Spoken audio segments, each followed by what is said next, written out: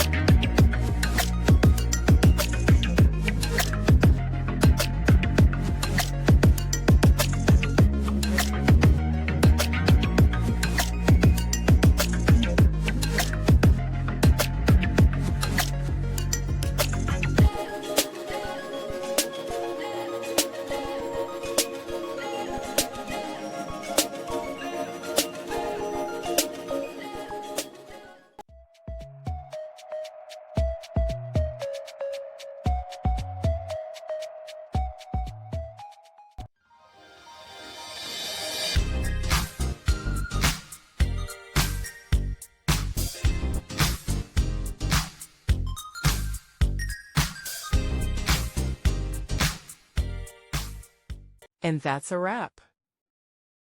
I hope you found the answer you were looking for. If you did, take a second to hit that subscribe button. It really helps out.